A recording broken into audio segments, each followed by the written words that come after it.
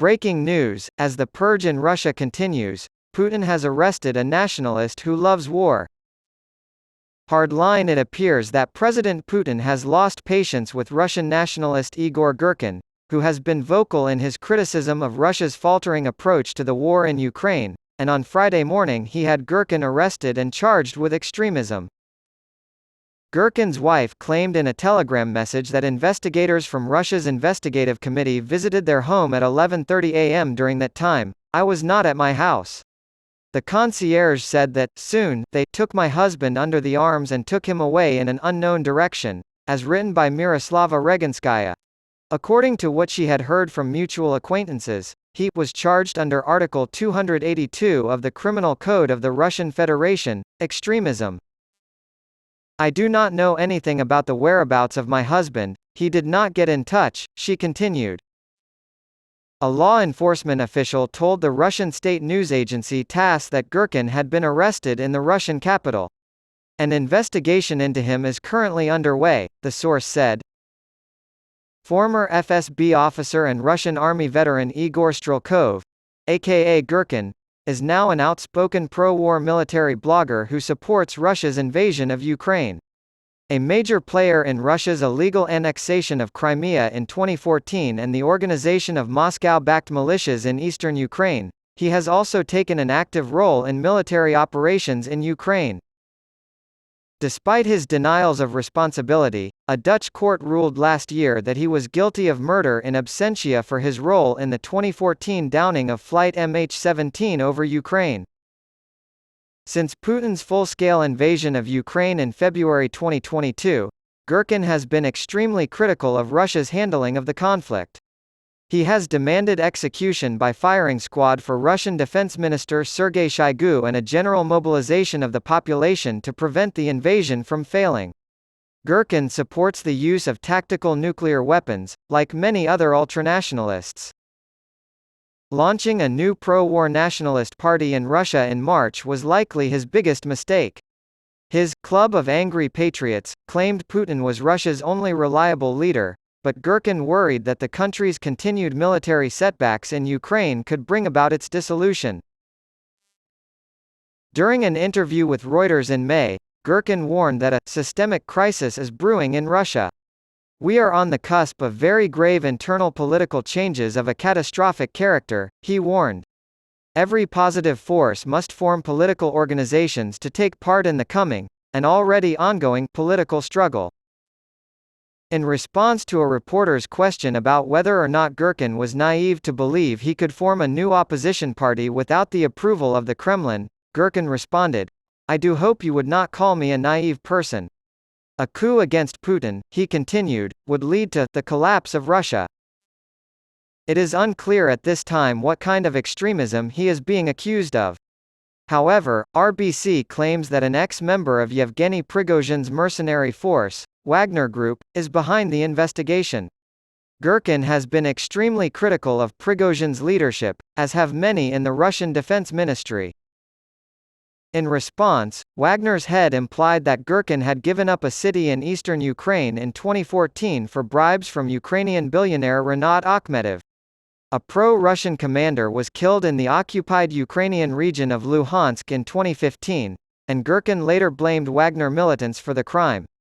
An FBI search warrant application obtained by the Daily Beast details the disturbing collection of Nazi and Ku Klux Klan memorabilia that a 51-year-old Trump supporter who is accused of engaging in a racist and xenophobic intimidation campaign against local residents amassed at the North Carolina home he shares with his two daughters.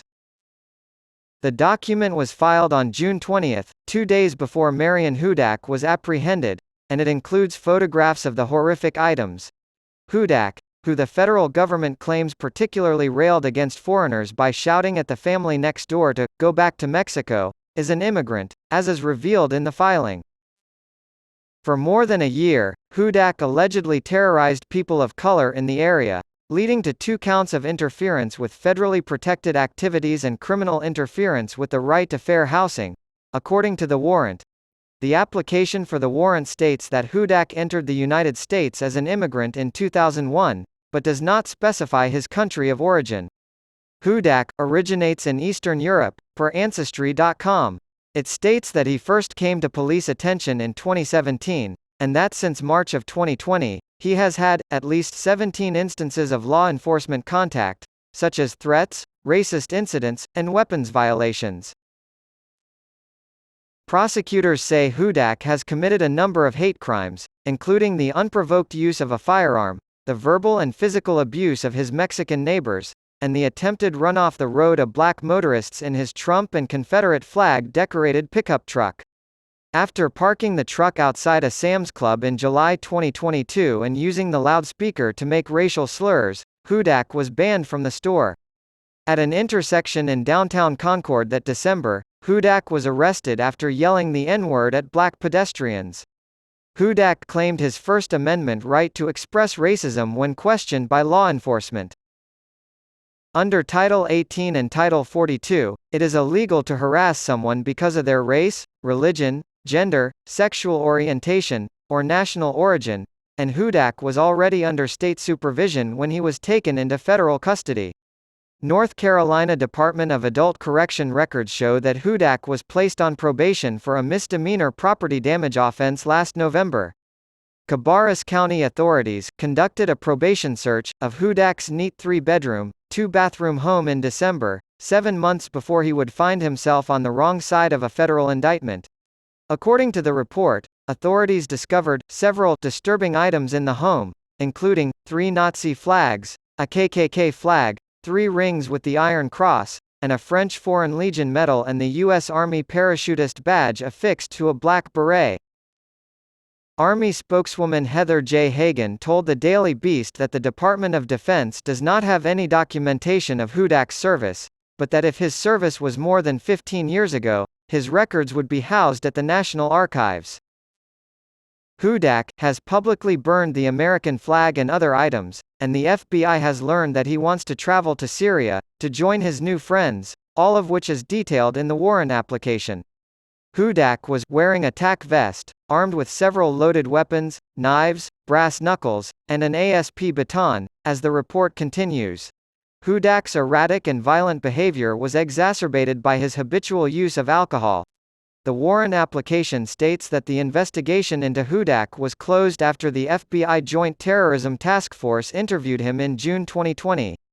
When asked about his plan for Syria, Hudak allegedly blamed alcohol, saying he was very drunk, and said something stupid due to excessive alcohol consumption. When asked about racial comments, Hudak advised he had trouble with some African American neighbors across the street, the warrant application reads. Hudak claimed that the couple did not appreciate his display of Confederate and pro-Trump flags because they did not share his political views.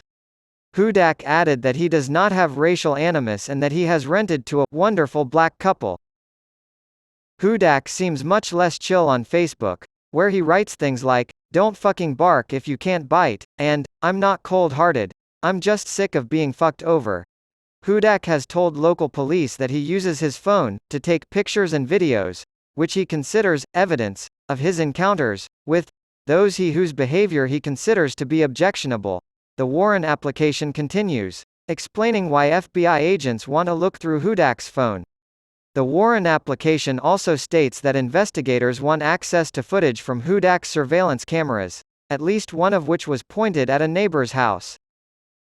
The warrant application states, on August 30, 2022, Hudak mentioned, to a county cop, that he had a body camera in his truck that he should start using. An additional window into Hudak's chaotic life is provided by a detention order filed on June 29 in U.S. District Court for the Middle District of North Carolina. A sealed report written by the Pretrial Services Unit states that Hudak had disputed several facts. In the order, it is stated that defense counsel noted that Hudak no longer takes zolpidem for sleep. More specifically, Hudak indicated that the November 2020 charge is incorrectly noted in his prior criminal history. It should be misdemeanor concealed weapon after, while consuming alcohol, in which the weapon was a knife.